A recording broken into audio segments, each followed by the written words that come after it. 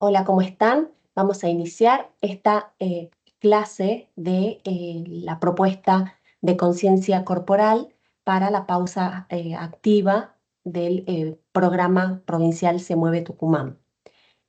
En esta ocasión vamos a continuar con una clase en donde queremos abordar la flexibilidad, una temática tan importante para equilibrar las funciones corporales, una temática tan importante para desarrollar la funcionalidad del cuerpo y mejorar así también nuestra postura. Entonces, vamos a iniciar con un interrogante muy importante que es el que nos vamos a plantear e ir desarrollando a lo largo de esta conferencia para poder entender y abordar correctamente lo que es la flexibilidad. Lo primero que tenemos que hacer es marcar muy puntualmente estas diferencias fundamentales entre estos conceptos: elongar o flexibilizar. Y esto lo vamos a ir respondiendo a medida que vayamos avanzando con esta ponencia. Vamos a empezar a definir cada uno de estos conceptos para poder marcar esta diferencia y hacer un correcto abordaje en el tratamiento en la postura. Bien, vamos a hacer primero esta conceptualización de lo que es la flexibilidad. La flexibilidad es una habilidad para realizar movimientos con la mayor amplitud, sin forzar músculos y articulaciones. Entonces, entendamos bien ese concepto, no forzar. Siempre es importante poder escuchar lo que el cuerpo nos va diciendo, estos mensajes que tiene el cuerpo para darnos, están dados a través de sensaciones que el mismo cuerpo nos ofrece a medida que que nosotros vamos haciendo un movimiento o realizando algún ejercicio. El cuerpo nos da una respuesta ante eso que le estamos ofreciendo. Ese mensaje que nos da el cuerpo es muy importante poder escuchar, poder entender qué nos está diciendo el cuerpo. Entonces, esto es lo que vamos a determinar sin forzar los músculos y las articulaciones. Es decir, el cuerpo nos va a dar una respuesta cuando lo estemos llevando al límite, cuando estemos forzando, cuando estemos generando algún posible daño. La flexibilidad depende de las propiedades anatómicas y fisiológicas de músculos y articulaciones. Por eso es importante conocer estas propiedades, entender y, por supuesto, actuar en consecuencia para que este trabajo de flexibilización sea acorde y la respuesta sea acorde a lo que le estamos solicitando al cuerpo. La acción. Vamos a ver ahora la acción en materia de flexibilización. El rango de acción de las articulaciones es altamente específico y varía de una articulación a otra, al igual que de un individuo a otro. Entonces, es importante tomar en cuenta esto. Hay cierta especificidad en el trabajo que vamos a hacer en cuestiones de flexibilización. No podemos darle a todo el mundo lo mismo, tenemos que analizar un poco estos componentes y otra vez se pone en marcha esta cuestión de individuo. Cuando hablamos de un individuo, ya estamos poniendo en énfasis el carácter de individualidad, algo que va a estar presente en toda acción que nosotros querramos llevar a cabo. Algunas de las características que vamos a tomar en cuenta es el nivel de flexibilidad. El nivel de flexibilidad que posee un individuo está directamente relacionado a factores genéticos y, por supuesto, también a la actividad física practicada a través de los años. Dentro de los factores genéticos vamos a hacer un pequeño análisis de algunas condiciones que tenemos en esta genética y con esa información podemos deducir o aducir si es que son factores que pueden ser mejorables o no. Hay algunos factores que pueden ser mejorables con el entrenamiento, que pueden ser mejorables con la intervención que nosotros tengamos, y otros factores que ya son condicionantes para la mejora de este nivel de flexibilidad o del entrenamiento de la flexibilidad en sí mismo. Antes de enfocarnos en las condiciones, en la genética y en estos factores, vamos a atender dos variables que tiene la flexibilidad que son muy importantes comprender muy bien y abordarlo desde esas variables y trabajar en ese sentido. Estas variables son la elasticidad muscular, que es la capacidad de estirar los músculos y volver a la posición original. Decimos que el músculo se comporta como un elástico, por eso se habla de elasticidad muscular, y nosotros tenemos que, a medida que vamos haciendo algún ejercicio de flexibilización, tenemos que poder estirar y lograr que el músculo vuelva a su posición original sin ninguna consecuencia para ese mismo músculo. Es decir, con toda la naturalidad posible, este músculo tiene que poder ser estirado y volver a la posición original, sin tensión excesiva, sin dolor, sin malestar y sin forzar, habíamos dicho inicialmente. La otra variable es la movilidad articular. La movilidad articular es la capacidad de las articulaciones para que los movimientos sean lo más amplios posibles. Es, si se quiere, la variable más importante a la hora de hacer un trabajo de flexibilidad. No puedo pedirle elasticidad muscular a un músculo cuya articulación está bloqueada, está anulada o tiene alguna falla funcional, porque entorpeceríamos más este trabajo. Es decir, todo trabajo de flexibilización tiene que iniciar con una buena, sino excelente movilidad articular. La movilidad articular nos ayuda a despegar ese segmento articular que puede estar eh, un poco bloqueado por el sedentarismo, por la falta de movimiento. Y por otro lado, también nos sirve empezar con movilidad articular, aumentar el rango de movimiento que tiene una articulación, cuyo entorno muscular va a ser mucho mejor trabajado en la elasticidad muscular. Entonces, dentro de estas variables, vamos a trabajar en primer lugar la movilidad articular, es decir, vamos a tratar de que haya una mayor amplitud en el recorrido de movimiento de esa articulación y vamos a trabajar posteriormente la elasticidad muscular y ese va a ser el proceso metodológico correcto para un buen entrenamiento de la flexibilidad. Vamos a hablar un poco de la importancia de la flexibilidad. ¿Por qué hablamos tanto de la flexibilidad? ¿Por qué decimos que es importante tener un cuerpo flexible?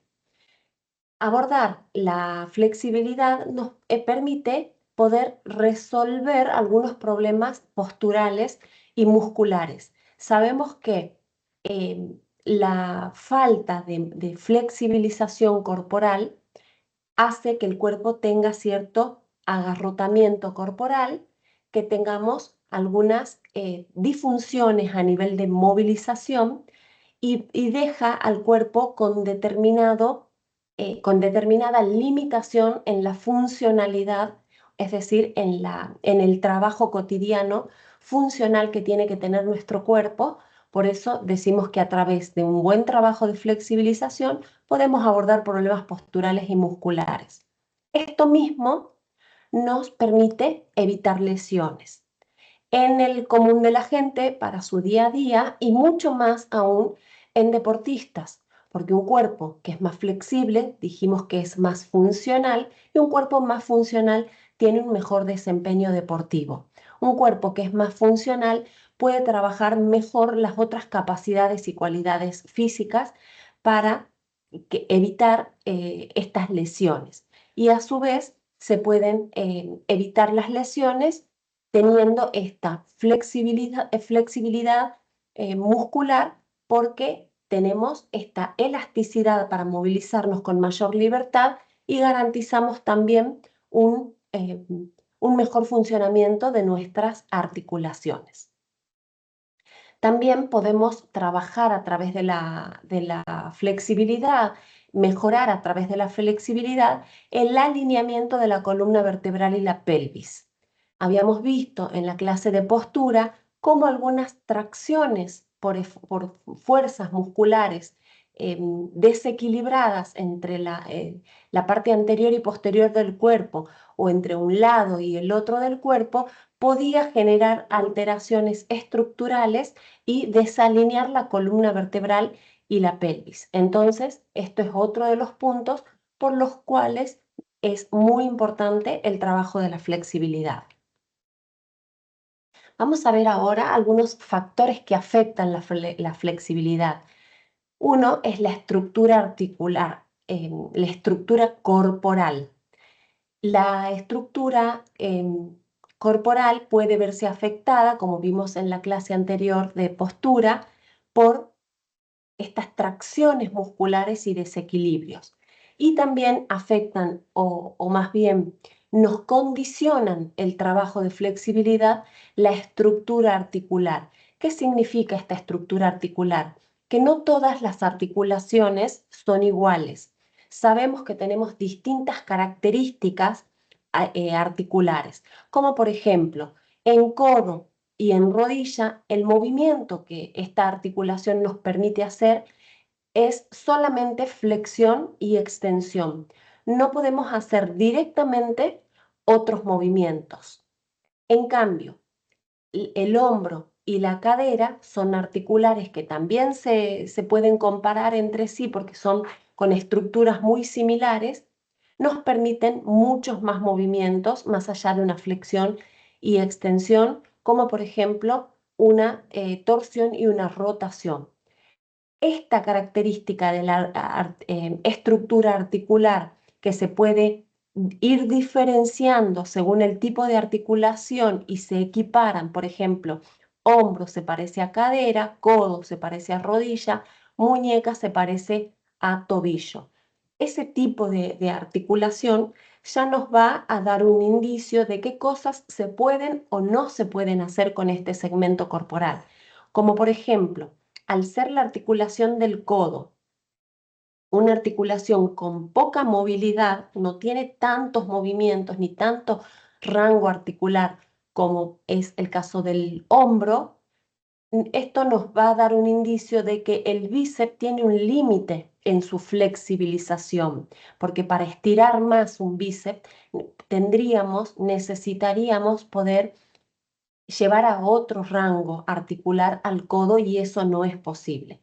Entonces, con ese criterio decimos que la estructura articular tiene acción según su rango de acción y ese rango de acción determina la dirección y la extensión del movimiento, con el ejemplo que les acabo de mencionar.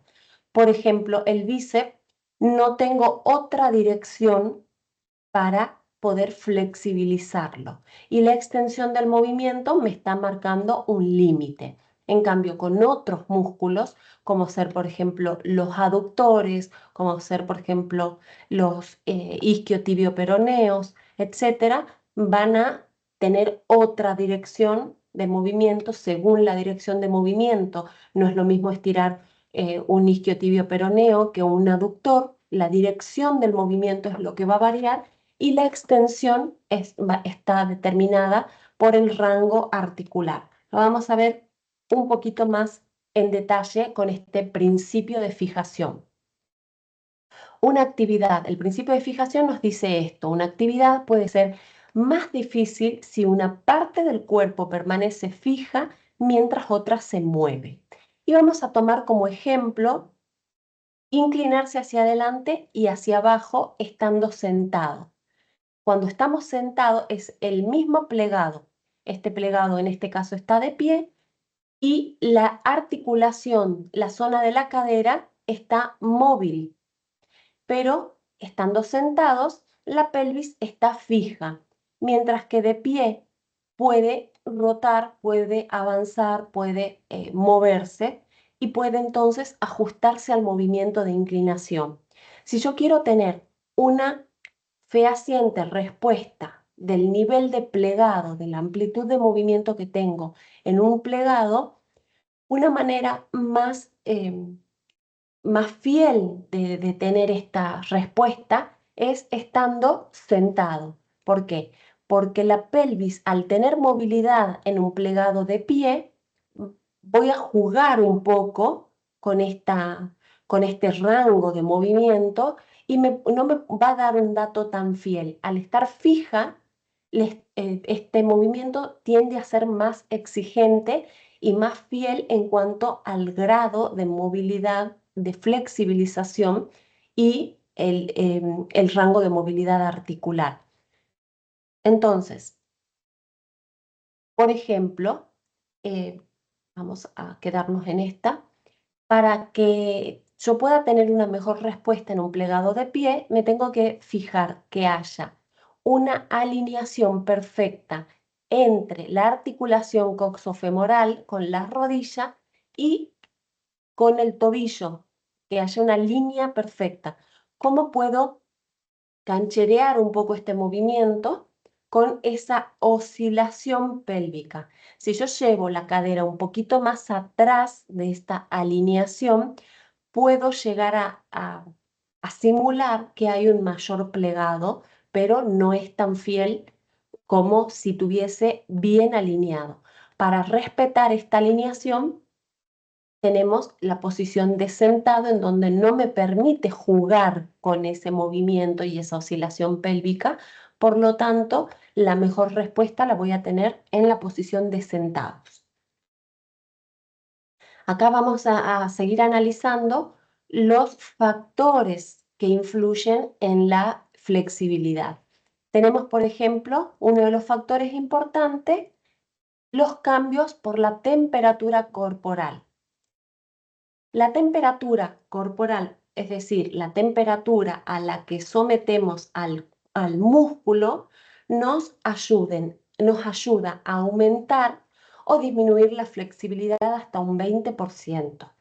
Por lo que decimos que individuos que hacen un acondicionamiento neuromuscular propio para el entrenamiento de flexibilidad que vamos a realizar, tienen o pueden conseguir un mayor nivel de flexibilidad. Es decir, pueden tener un 20% más de flexibilidad que hacer este trabajo en frío. Otro de los factores que tiene una gran influencia en el nivel de flexibilidad es la obesidad, es decir, la cantidad acumulada de tejido adiposo. Y no porque disminuye en sí misma la elasticidad muscular, sino por el aumento de la resistencia al movimiento y también se genera una restricción de movilidad articular debido al contacto que hay con esta capa de tejido adiposo.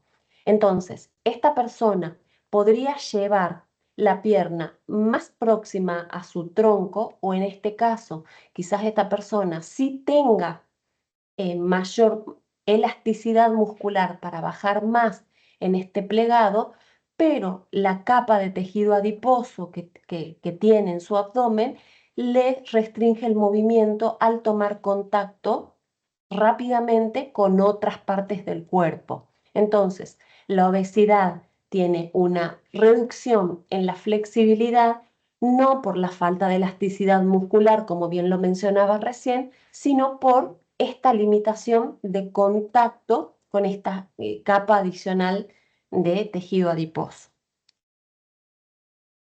La herencia era uno de los factores genéticos que habíamos mencionado anteriormente, que es imposible de modificar. Puede llegar a trabajarse, puede llegar a entrenarse, pero esto nos va a dar un límite. Vamos a tener cierta limitación porque hay estos factores genéticos que son inmodificables. Entonces, por más empeño que pongamos, si hay un predominio corporal de fibras tipo 1, que son las fibras blancas, la flexibilidad va a estar reducida, se va a ver limitada por la propia naturaleza de esa fibra muscular. Entonces, vamos a poder mejorar por el entrenamiento, pero no vamos a llegar a los niveles que tienen otro tipo de composición corporal, cuerpos con otra composición corporal. El sexo también tiene una incidencia en la flexibilización. Generalmente el sexo femenino posee un nivel de flexibilidad más alto. Esto es debido a que tiene menos masa muscular, los tendones son más pequeños, por lo tanto también son más flexibles y por lo general oponen menor resistencia al movimiento.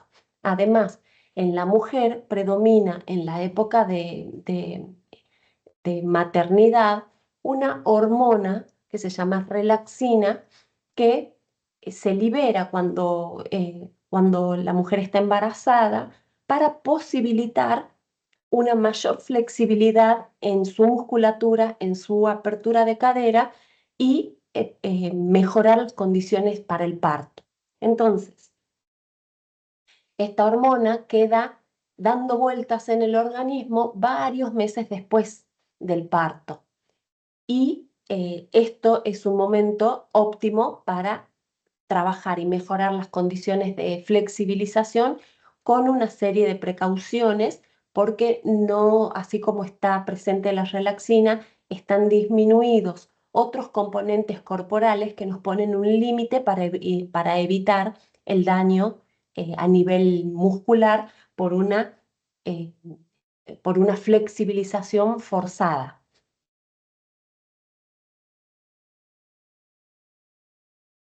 La edad también tiene otros componentes que contribuyen a estos factores que pueden afectar eh, o disminuir la flexibilidad.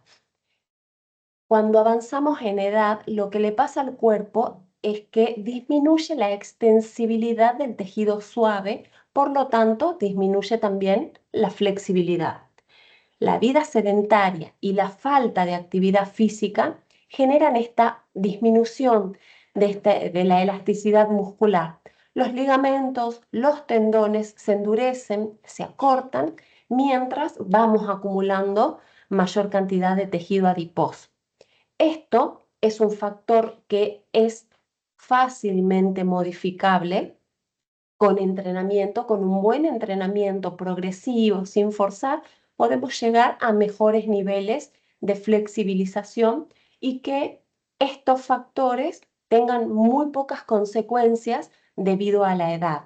Entonces, nada que no pueda resolverse con un buen trabajo de acondicionamiento físico general y específico de flexibilización para poder llegar a situaciones como esta. El sedentarismo. El sedentarismo es uno de los factores que más influencia tiene en la disminución de la flexibilidad. El sedentarismo genera disminución de la elasticidad muscular por falta de actividad, por falta de acción, de contracción y relajación y de estiramiento, disminución de la flexibilidad de los ligamentos también se empiezan a poner más rígidos y se van fijando con las otras estructuras corporales y después cuesta un poco más revertir esa situación. Se genera también por falta de actividad el endurecimiento y acortamiento de los tendones. También estos tendones empiezan a volverse más tensos y más rígidos y se pueden llegar a sentir esta disminución en donde cuando queremos volver a hacer alguna actividad de flexibilización sentimos mucha resistencia a ese nivel. Y por supuesto que el sedentarismo también genera un aumento del tejido adiposo con las consecuencias que acabamos de mencionar en el desarrollo o incremento de la flexibilidad. Vamos a ver también algunos beneficios que podemos obtener en el cuerpo por la mejora de la flexibilidad y por lo que decimos que es tan importante incluir en nuestra actividad cotidiana ejercicios de flexibilización. Trabajando la flexibilidad podemos lograr un aumento de radio de acción del movimiento. Ya hemos abordado un poquito este punto cuando hemos hablado del rango de movimiento articular y la flexibilización, la necesidad de esta flexibilización muscular. Con esos dos componentes podemos generar este aumento de radio de acción del movimiento y esto, por supuesto, nos va a dar mayor funcionalidad corporal. Podemos también prevenir lesiones porque al ser más funcionales, nuestro cuerpo se mueve con mayor facilidad, con mayor dinamismo y con mayor soltura. Por lo tanto, nuestros movimientos van a ser más naturales y cualquier situación va a ser de mayor resolución y va a evitar cualquier movimiento una posible lesión. Trabajar la flexibilidad aumenta la fuerza de contracción muscular. ¿Por qué podemos aumentar la fuerza trabajando la flexibilidad? Porque aumentamos el radio de acción de movimiento. Y si aumentamos el radio de acción de movimiento, va a ser más eficiente el trabajo muscular porque va a tener un mayor recorrido. Y trabajando la fuerza, se puede lograr un mayor incremento en cuanto más puntos de acción, cuanto más amplio sea el radio de acción. Tenemos distintos puntos de ejecución de la fuerza y cuanto más amplio sea ese rango de movimiento, mayor va a ser la ganancia de fuerza.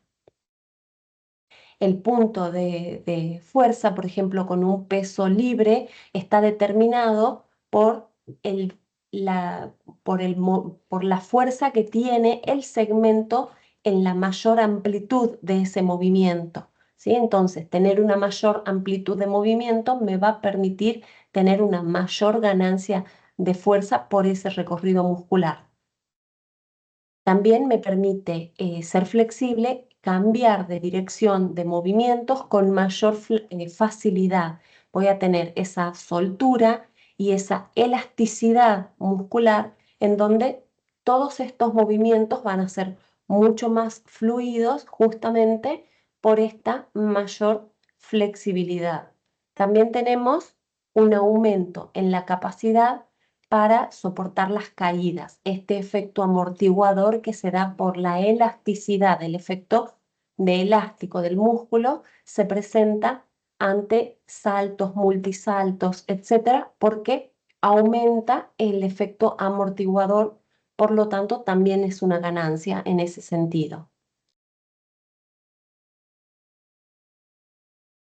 Abordamos la flexibilidad con tres métodos, es decir, hay tres métodos con los que nosotros podemos abordar un trabajo de la flexibilidad. El primero es el estiramiento balístico o dinámico. Este estiramiento balístico o dinámico es la movilización activa de los segmentos corporales. Acá, por ejemplo, tenemos en esta imagen unas gimnastas haciendo balanceos de piernas. En este balanceo de piernas están haciendo un estiramiento balístico o dinámico. Este balanceo empieza poco a poco y cada vez vamos ganando mayor amplitud en el recorrido del segmento pierna en este caso. Esto es un estiramiento balístico o dinámico. Después tenemos, por otro lado, en esta imagen, el segundo método que sería el estiramiento lento y sostenido. Es el estiramiento que conocemos comúnmente como elongación. ¿Cuál es la diferencia? Acá quiero marcar esa diferencia que, para ir respondiendo ese primer interrogante que habíamos presentado, la diferencia entre flexibilizar y elongar. Hemos dicho que en esta imagen tenemos el estiramiento lento y sostenido y es el más característico de la elongación. ¿Cuál es la diferencia de la flexibilización con la elongación? La elongación está llevando el cuerpo a los límites, al límite máximo de tensión. La elongación generalmente llevamos y sometemos al cuerpo al dolor muscular, con lo que aducimos que estamos generando una mayor tracción a nivel muscular para que se vaya flexibilizando. Por el contrario, el ejercicio de flexibilización que les estoy proponiendo reduce esa tensión dolorosa. Al contrario de la elongación, no tenemos que llevar al cuerpo ni someterlo a una tensión dolorosa. Tenemos que ir respetando y escuchando lo que el cuerpo nos va respondiendo y eh, sostener esta tensión, sostenerla al límite hasta donde yo siento que hay una tensión y nada más que tensión. Y empezar a trabajar con la respiración para sentir una disminución en esa tensión. Una vez que he sentido esa disminución en la tensión, puedo pedirle al cuerpo un poco más hasta el siguiente punto de tensión. No vamos a llevar en ningún momento con este estiramiento lento y sostenido al nivel de elongación doloroso. Esta sería una correcta ejecución de un estiramiento lento y sostenido. Y por último, tenemos el método de estiramiento proprioceptivo neuromuscular con facilitador, el que comúnmente conocemos como FNP, que son las siglas de entrenamiento proprioceptivo neuromuscular con facilitador. Para este método de entrenamiento necesitamos un asistente, que es el facilitador. Y vamos a tener una comunicación muy precisa con este asistente. Es decir, nosotros entrenando, estar muy atentos a lo que el cuerpo nos está respondiendo, a los mensajes que le damos y en mucha conexión con nuestro asistente. Y nosotros siendo asistentes, prestando mucha atención a las respuestas que nos va a estar dando el cuerpo de nuestro asistido. Y así vamos a desarrollar este estiramiento propioceptivo con facilitador. Me voy a detener un poquito más aquí. Este entrenamiento neuromuscular con facilitador tiene un componente muy importante, que es contracción, respiración y flexibilización. Contraigo. ¿Qué es lo que va a hacer este facilitador? La persona que me está asistiendo. Me va a ayudar a que mi cuerpo realice una contracción máxima, unos segundos, y después de esa contracción máxima vamos a llevar a la posición contraria de flexibilización. Por eso es muy importante que el asistente esté sumamente atento a las respuestas que va a estar dando el asistido, porque si bien tiene un componente de mucha ayuda y mucha facilitación, también si no hay una conexión perfecta entre ambos, puede generar el asistente algún tipo de lesión. Y por parte del asistido tiene que haber una atención plena al momento que se está realizando el trabajo porque también si no tenemos esta conexión y esta atención a lo que está sucediendo, podemos generar que el asistente cometa algún exceso en el punto de flexibilización, con lo cual vamos a generar alguna posible lesión. Entonces, para repasar estos tres métodos, tenemos el estiramiento balístico o dinámico, que es un estiramiento de flexibilización activa, donde vamos a ir ganando rango de amplitud articular y flexibilización muscular progresivamente, entrenándolo poco a poco, y es un método que está mucho más preparado para hacer un calentamiento, un acondicionamiento neuromuscular eh, eficiente, efectivo, previo al entrenamiento, previo al juego, a la competencia, y puede ser aplicado en cualquier situación de entrenamiento o actividad. El segundo método es el estiramiento lento y sostenido, que en su carácter de relajación corporal es el método que está mejor pensado y más adecuado para terminar el entrenamiento, para terminar la sesión, para hacer postpartido, postcompetencia, porque es un método que favorece la relajación muscular y favorece también la flexibilización posterior a toda la carga de trabajo que se ha realizado en el entrenamiento o en la competencia.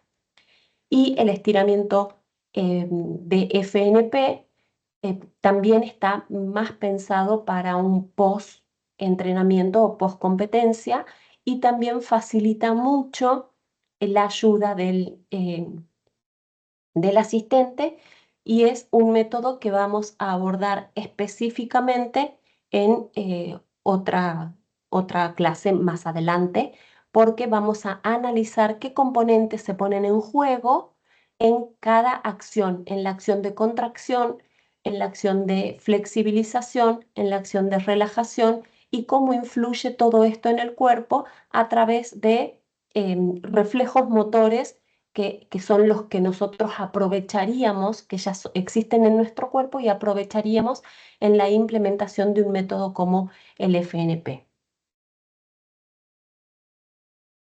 Entonces, ya habiendo desarrollado todo esto, vamos a volver a abordar este interrogante que habíamos presentado en la primera diapositiva. Entonces, elongar o flexibilizar, ¿qué es lo primero o qué es lo más necesario o qué es lo fundamental para poder llevar a cabo un buen trabajo de flexibilización?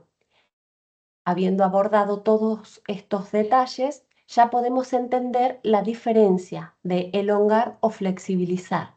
Para hacer un repaso general, podemos decir que elongar es llevar el cuerpo al límite y llevar a un punto de dolor que en definitiva puede llegar a resultar un poco negativo porque despierta en el cuerpo un mecanismo de defensa que hace que retraigamos y que no quiera el cuerpo llevar a mayor amplitud de movimiento o a mayor elasticidad muscular, justamente por este mecanismo que está tratando de impedir algún tipo de lesión o que quede algún malestar o dolor.